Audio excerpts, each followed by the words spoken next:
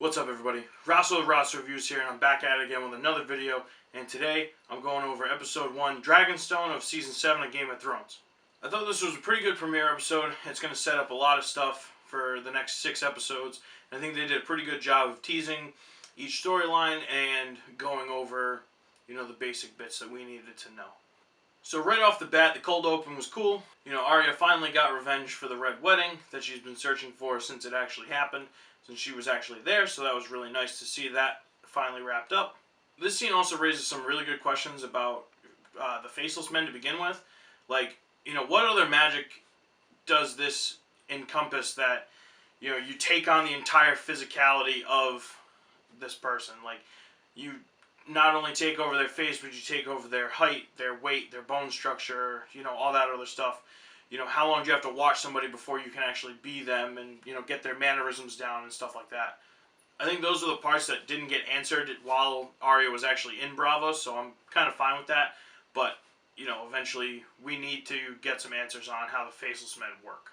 Also, how much more can Arya get away before fans start to hate her? I know that there are tons of people that love Arya solely because of Maisie Williams, and she's fantastic, don't get me wrong. But the character seems a bit off the rails this season, so I'm wondering, how you can hate Cersei but like Arya at the same time.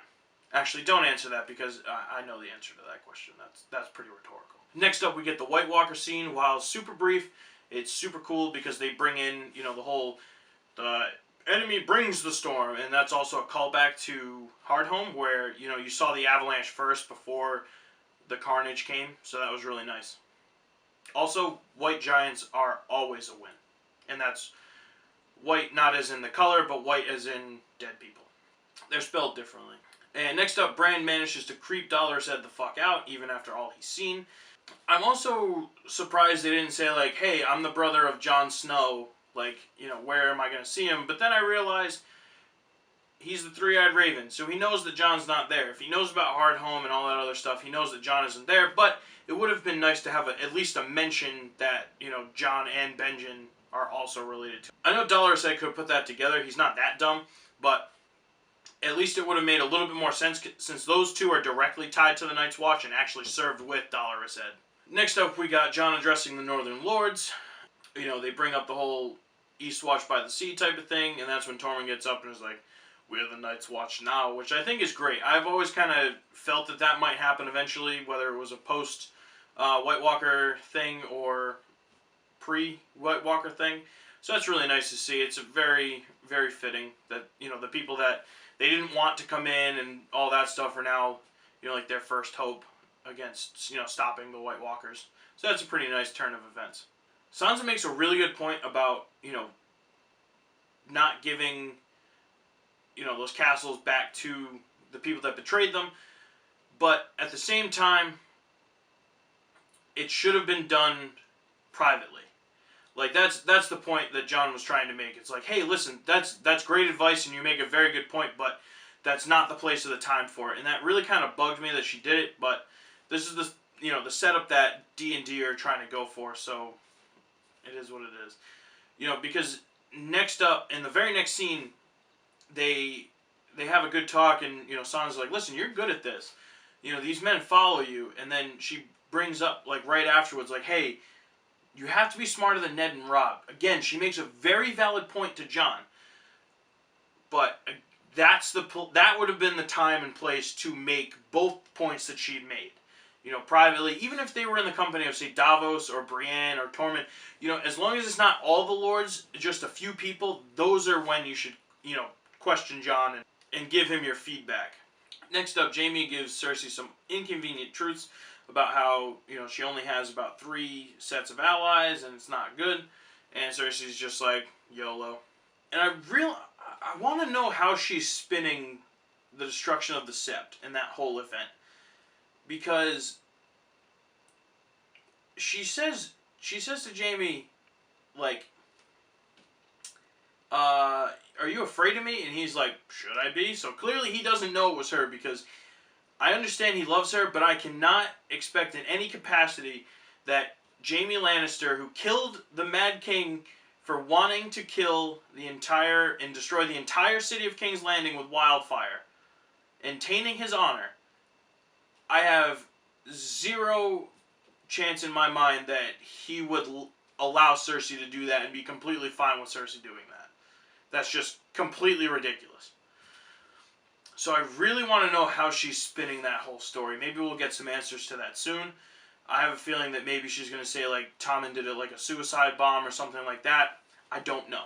But we need to know something about this. So immediately Euron comes in and just right off the bat, batshit crazy. Love it. Every second of it, love it. He's got some awesome chirps and the whole point about, like, I've got 2 good hands. And Jaime's just like, you fucking dick, fuck you. I wasn't sure when the actor said that he was going to make Ramsay Bolton look like a child.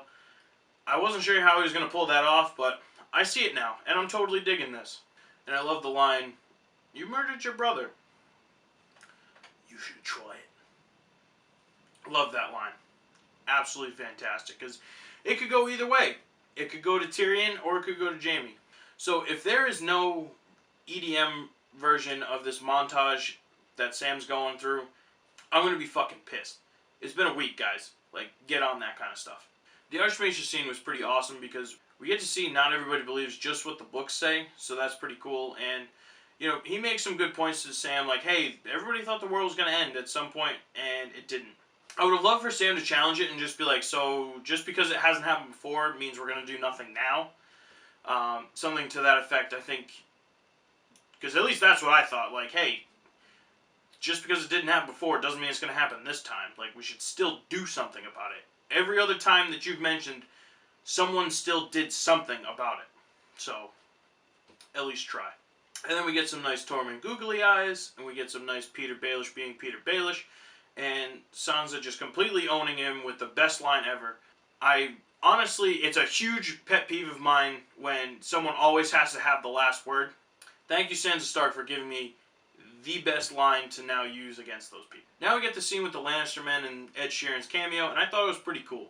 A lot of people didn't like it because they said it, like, ruined the immersion, but I think that's complete and utter bullshit.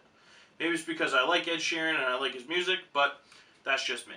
I like how they showed Arya, like, hey, like, these are just normal dudes. Like, this dude just had a baby and he had no idea if he's going to see it.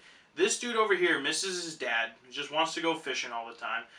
Like, these people don't want to be there just as much as Arya doesn't want them there. And I'm really afraid that she's just going to gank these dudes in their sleep and, you know, not feed into the reality check that she was just given. But we'll see what happens tonight. This next scene really solidified the Hound's importance, as well as him being my absolute favorite person in this entire show. He has the best chirps. He's completely vulgar. He's everything I love about this show wrapped into one grumpy old man. Now, I have a couple theories about how, you know, the Hound is now going to play a massive role to come. But I'm going to go into that more on a Tinfoil Tuesday episode that'll be coming up either this week or the week after. After I watch this episode again, you know, the second and the third time, the conversations that he has with Beric Dondarrion give a lot of evidence, and I'll go into that more in their own video. Also, the Gravedigger nod is always a win. I love the cat's paw reference in the book. Like, it shows the actual dagger right there in that book. And I actually have a couple theories that tie in that dagger, Peter Baelish, and Rhaegar Targaryen, but that's another Tinfoil Tuesday episode after the Hound one. I'm glad that they addressed, you know, Sam knowing that Stannis had said, you know, that Dragonstone has a ton of dragonglass on. I've actually wondered for years since Season 4, like, how that's not been a thing, and I can't believe Samwell Tarly just answered it for me. Apparently he didn't think that was a big deal. Let me repeat that.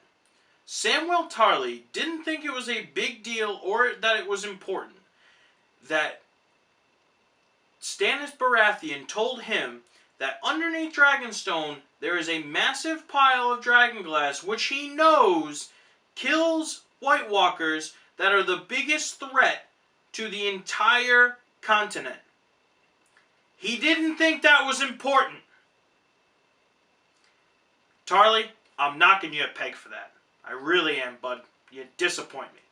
So Jorah's grayscale looks pretty severe, and if you have watched some of the other videos that got out before mine, you'll know that in the book there's some stuff about ingesting dragonglass, curing, you know, grayscale and stuff like that. So who knows, maybe we'll see that come along.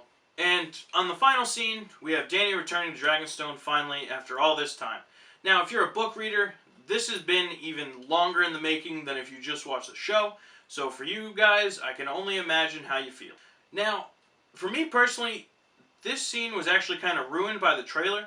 It was shot very well, no dialogue, just the music swelling and bringing you into this and feeling the emotion that Dany has of finally returning home. But because it was shoved down your throats in the trailer, it really kind of ruined it for me. And it really didn't make me feel what I wanted to feel from this scene. Well, anyway, that wraps up episode 1. Episode 2 is coming out in just a few hours. And I promise next week that this video will come out way quicker than this. Anyway, let me know down in the comments below what you think. What were your favorite parts of the episode? Do you agree with me? Anything like that? Or just stop by and say hello. Anyway, guys, make sure you hit that like and subscribe button if you're new. And hit that little bell notification so you always know when I post a new video. Without further ado, Rosso, signing off.